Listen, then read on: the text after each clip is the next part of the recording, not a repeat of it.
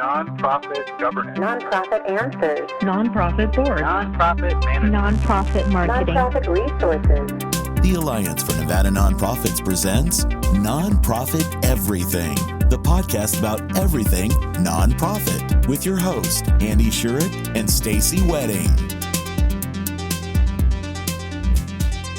Hey everybody, welcome to another episode of Nonprofit Everything. I'm here with my co-host Andy Shurick, and this is a production of ANN, the Alliance for Nevada Nonprofits. Check them out if you haven't already. Great resource with lots of information.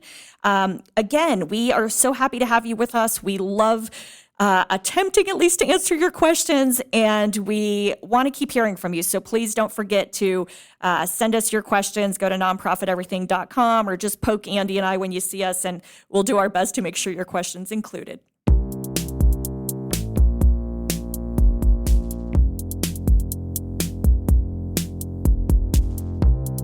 Our executive director is dating one of our board members. I know this doesn't fit neatly into one of the categories that would require some kind of disclosure, but it's making me a little uncomfortable about executive compensation and other kinds of conflicts of interest. Should we do anything as a board to protect ourselves?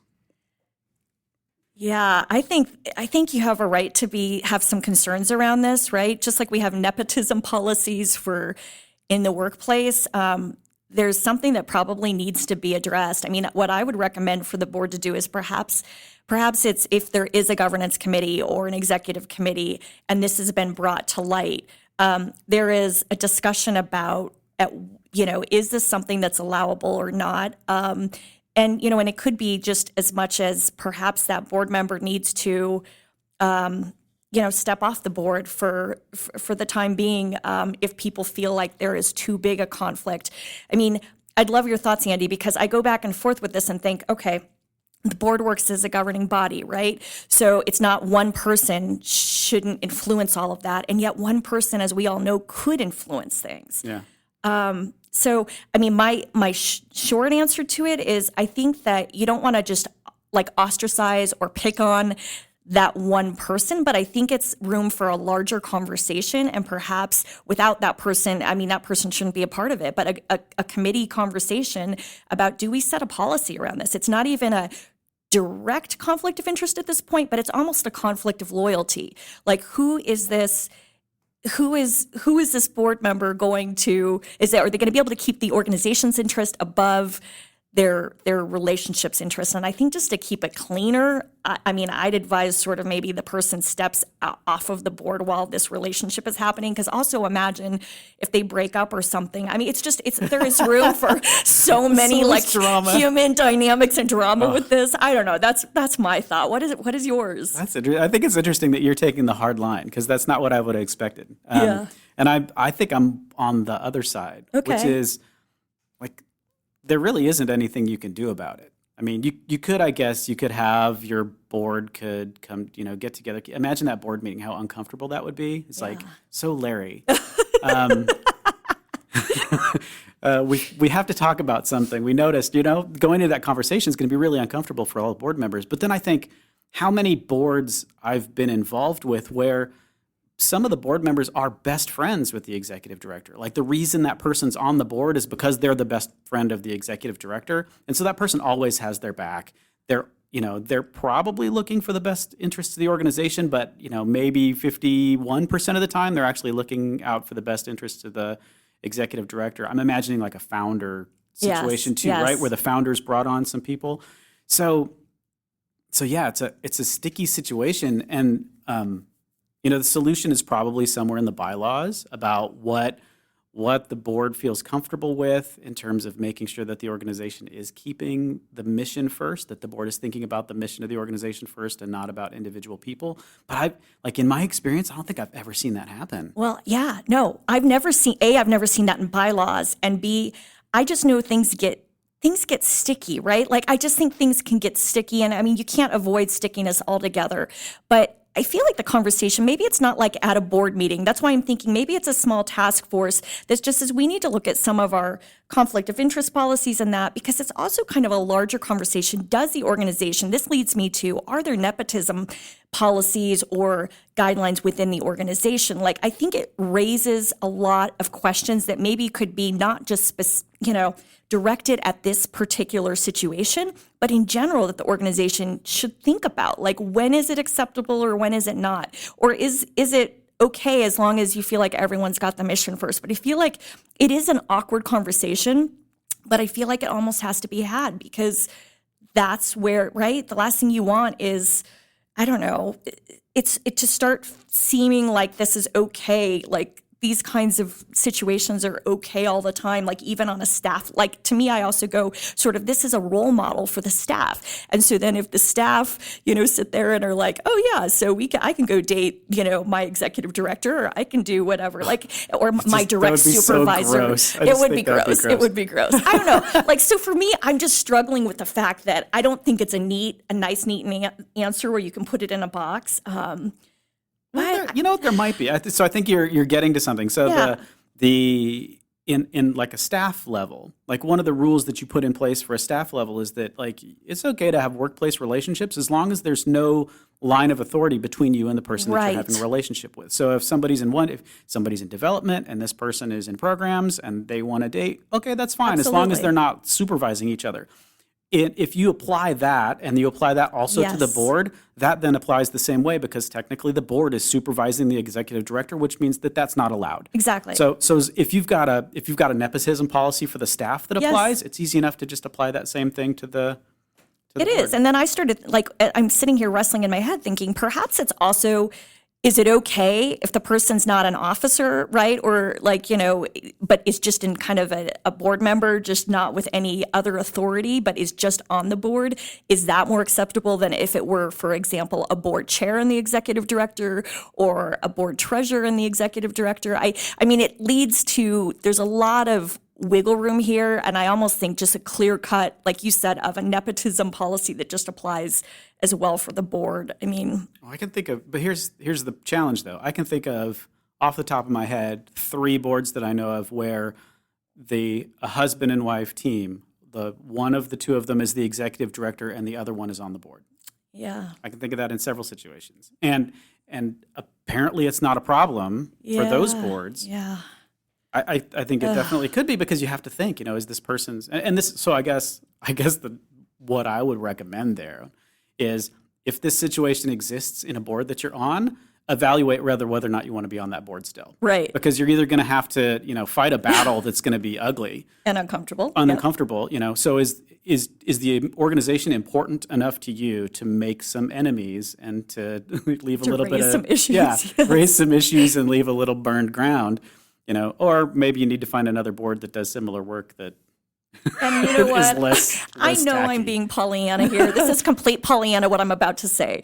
But what I wish is that people, don't you think if you were on a board and you started having a relationship with the executive director, I mean, what I would hope people would start to the ED, and the board member would be able to say, all right, this is probably a good time for you to get off of the board. I mean, you know what I mean? If we've gotten serious enough that we're going public that this is a relationship, like, I wish, and that's probably Pollyanna of me, but I just feel like people, I think I would do that. I mean, there's no way I would sit there and be like, hey, I don't want everyone uncomfortable with me in this relationship. I mean, it's awkward. It's super awkward. Yeah. I don't think we answered this one. I don't we think just so. made it So worse. sorry. Yeah, we just probably did make it worse. Ask but- us again next time. Yeah. And maybe we'll say something different. Jeez.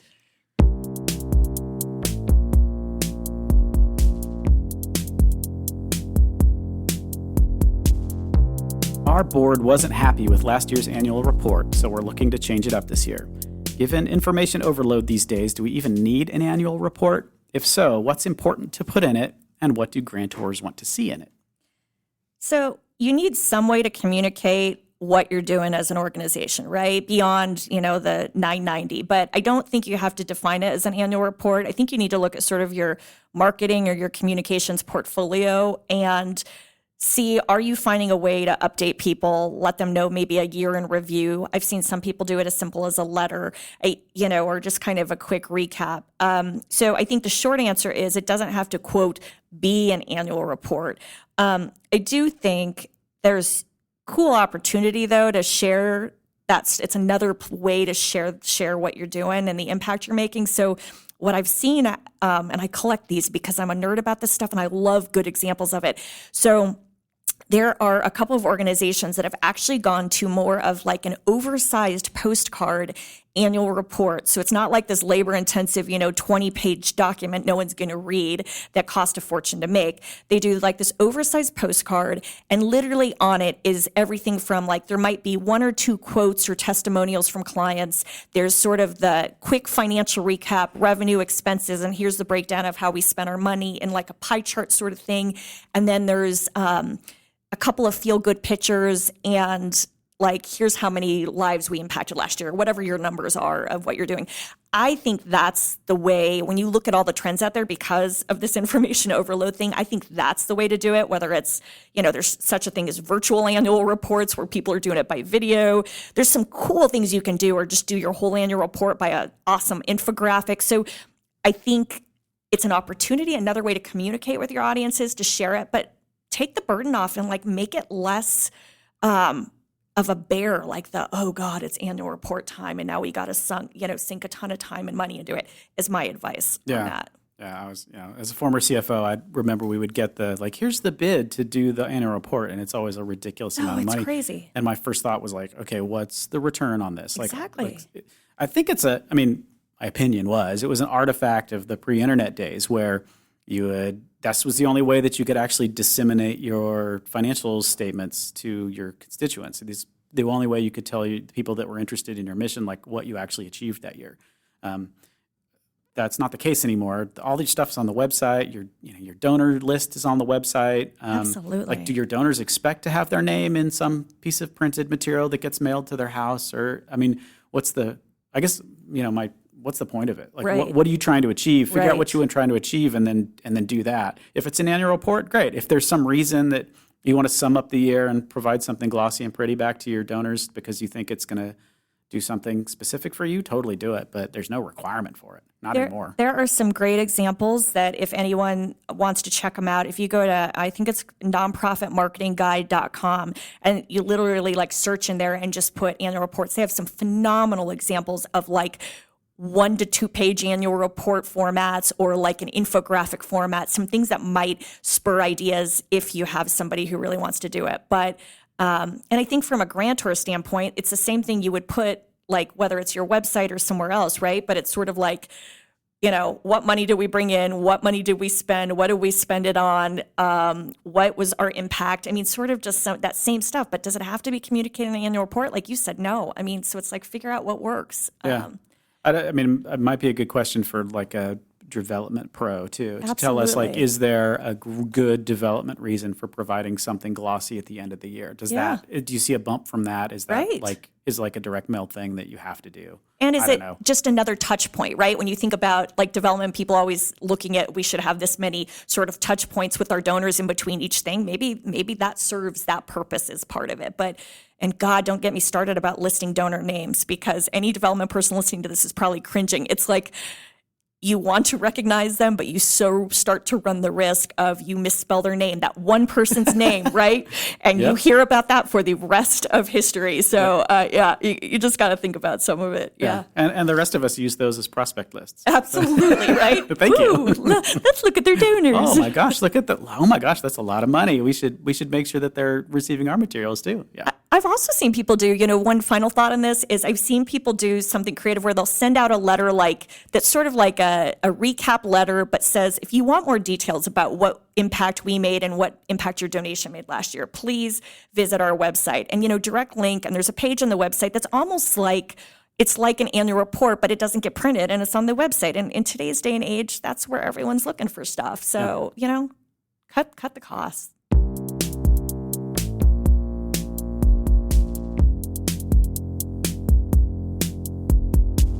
We are so excited to have our special guest with us, Clay Buck. I have known Clay for years and consider him a dear friend and one of the best fundraising professionals in our community. So Clay is a wizard and knows much more than I do. So that's one of the reasons we wanted to bring him in for this question. So welcome, Clay. Wow, Stacey, thank you. That was very kind of you to say from the person that I call for help on a frequent basis. Thank you. Happy to be here. I'm excited about this conversation. So let's get started because people might want to know a little bit about your background. Share everything and anything you do. Well, that will take the whole podcast. No. So I'm originally from Atlanta. I moved to Vegas in 2002 to work for the fundraising consulting firm IDC. So I've spent about half my career in frontline fundraising and the other half as a consultant. So I was at the Smith Center here in Las Vegas. I'm now the Chief Development Officer at Boys and Girls Clubs of Southern Nevada. And I am at the tail end of my tenure as the president of the Association of Fundraising Professionals Las Vegas chapter. So I need a life to do other things than fundraising, but I enjoy it, and I just am always thrilled to work with the amazing donors and nonprofit community that we have here in Southern Nevada. Well, I know they feel the same about you, and thank you for your service to AFP. I know that's a big feat, so thank you for that. And we're going to miss you, but we know it's in good hands moving forward as well. So absolutely true, absolutely correct. All right. Well, so let's get into the meat of this. So we got a couple questions all tied to the same thing that I know that you probably have some opinions on and some knowledge on. So let's get started. One of them is, how long should our year-end appeal letter be? 1 or 2 pages? Oh boy. So there's a long answer and there's a short answer. It's a phenomenal question. It's absolutely the right question. I love the question. So short answer. A short answer, it should be 2 pages or more. Longer answer. The appeal letter is as long as it needs to be in order to do multiple things. And the main thing a letter needs to do, whether and I'm talking very traditional direct response or mail letter here. The main thing it needs to do is it needs to tell the story of your case and your nonprofit, and it needs to tell people how they can be engaged, and it needs to make a direct call to action. Too often, I think we try to shortchange the real estate in the letter, and there are a lot of techniques that we know work that yield higher results when we follow them. For example, a longer letter will always generate a higher response than a shorter letter will. So there's no set rule, right? Like 2 pages isn't the magic. The magic is as long as the letter needs to be to accomplish those key goals. You've also got to factor in the techniques in the letter that we know work and what resonates with donors and what that context is, right? So when you talk to experts in the field and we look at the data and the research that we have, when we're talking about a 2-page letter, we're talking about very wide margins with lots of white space and a 14-point font and a 4th or 5th grade readability level with very short paragraphs and very short sentences. So it's not about necessarily the real estate of the letter itself. It's about all of those techniques working together to accomplish that goal of telling the story and making the call to action in an urgent and actionable kind of way that gets people to respond. Well, first of all, thank you for sharing that, because I'm sure some of our listeners have probably had, whether it is people within their fellow coworkers or board members that say shorter is better, right? Right. Get fixated on, the fact that we as a society have small attention spans. And so that sort of translates, I think, to this direct response. People seem to think shorter is better, but from what you're saying, that's not necessarily the case. No, it's not necessarily the case. And here's the absolute best thing a fundraiser can hear from somebody who says, that letter is too long, I wouldn't read it. Right, and we get that every single time we do any content. Yeah. And the response to that is, good, you're not my target audience. a person who's already affiliated with a nonprofit, who already knows the story, who's already engaged, no, they're not going to read a letter, and you're not my audience. My audience is the people that don't know the story. My audience is the people that aren't committed to giving yet. The audience is the people that still need to be persuaded, right? So, good, you wouldn't read it. Excellent, great, because I don't need you to read it. I need my next door neighbor to read it, number one. Yeah. Number two, the best advice that I can give to any fundraiser is get into the knowledge that we have. And I'm talking about the amount of research and data and information that we have, the work that Tom Ahern is doing, or Lisa Sargent, or Mal Warwick, or any of these great folks that are out doing direct response in the fundraising space. We know, a 2-page letter, a longer letter, we just know it performs better than a short letter.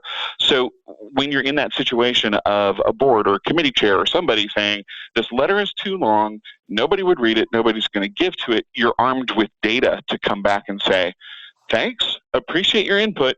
Here's the data that says it will, right? This is what science tells us. Yep. So, knowing that research and really getting ingrained in it is really helpful to the fundraiser and the nonprofit leader to have at their beck and call when they need it.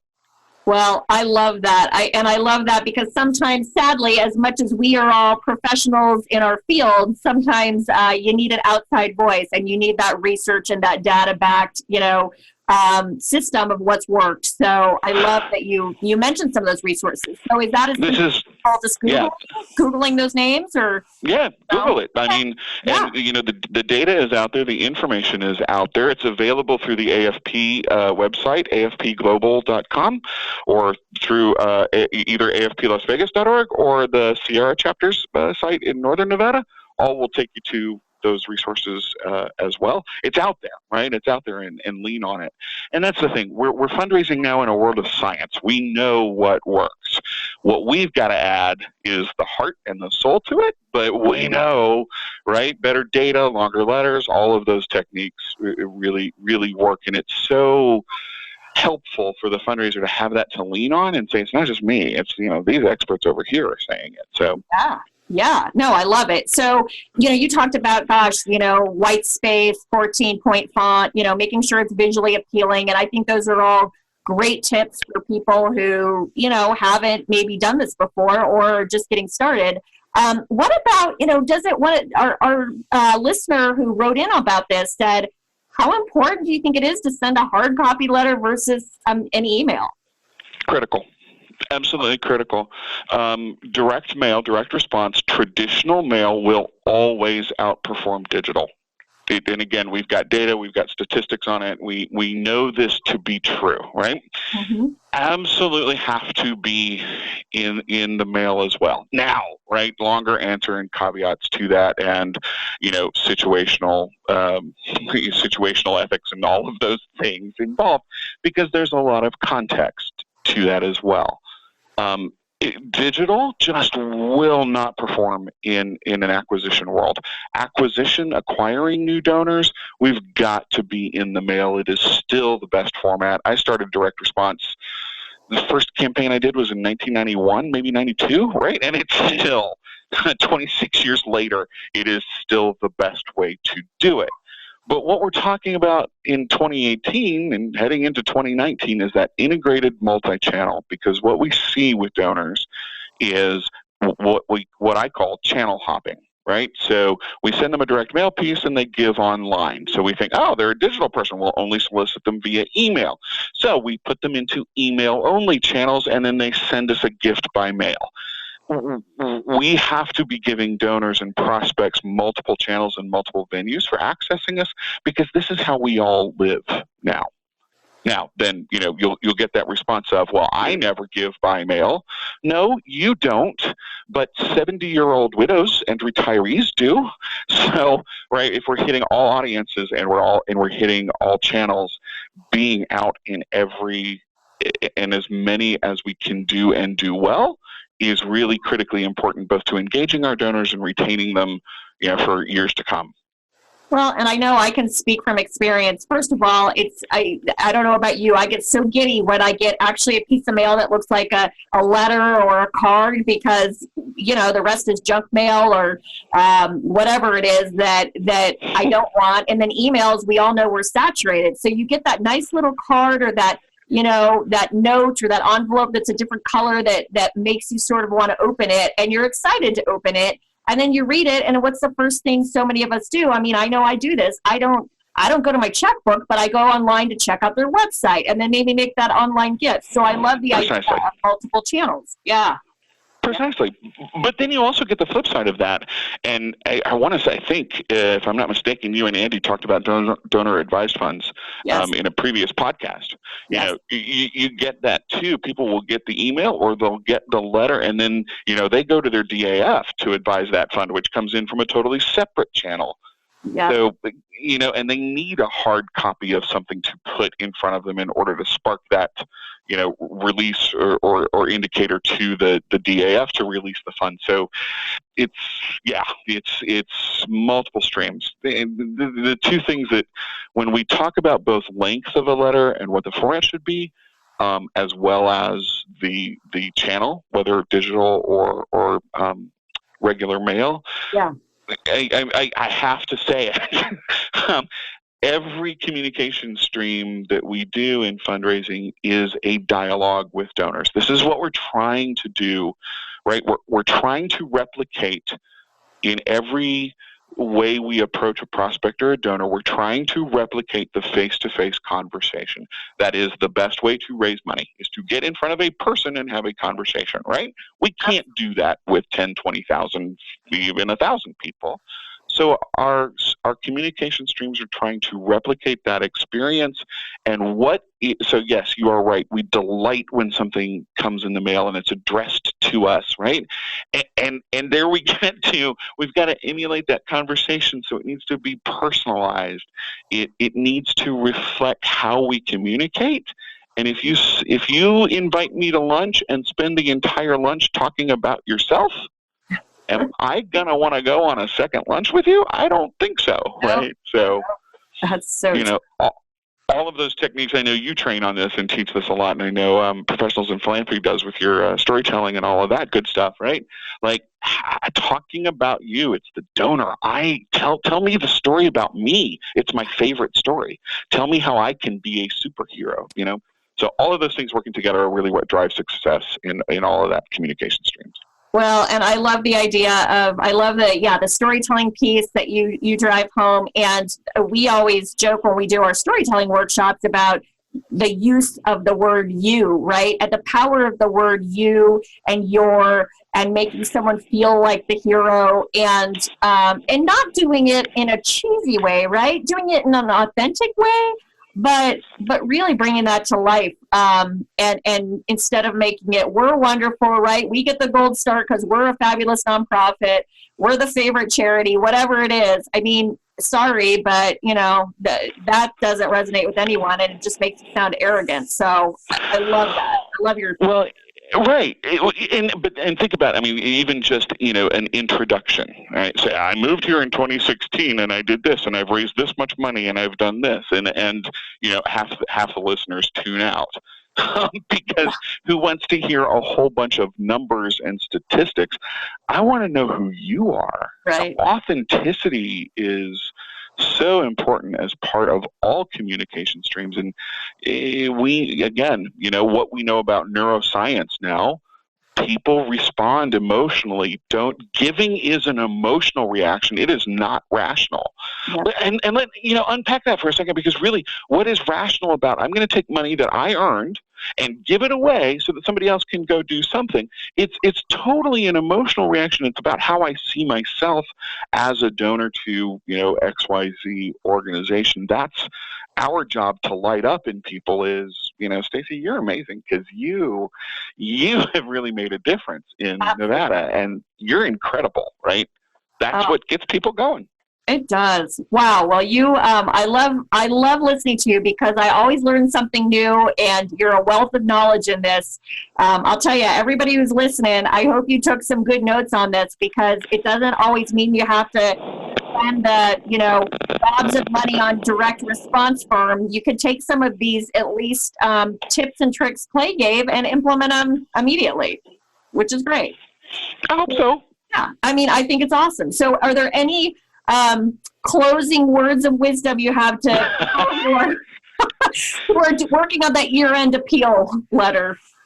If you're working on your year-end appeal, it is not too late. You still have time. Get it out. But honestly, if you can't do it well, right? If you can't do it really well, don't do it at all. Absolutely. Direct mail is expensive. Let's be really honest about that. And you already touched on it.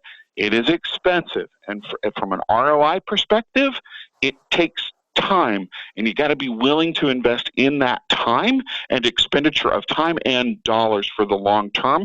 But in the end, it pays off in huge dividends. So do it well, and do it with love. That's really what it's all about. Aw, that's a great way to end. Aw, right? You know what? That feels wonderful. Now I just want to give you a hug, but Okay, we can do that.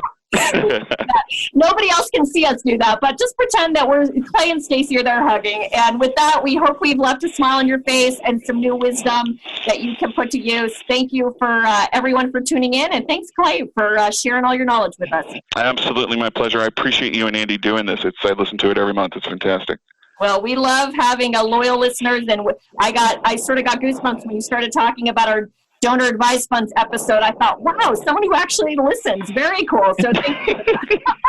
Hey, listen, thanks for your good words about me. If you listen to anybody, listen to you talk about, donor advised funds and all that good stuff. You and Andy both are amazing. Well, it's a mutual fan club, and onwards and upwards, we're going to say goodbye now. So thanks, Clay. Thank you.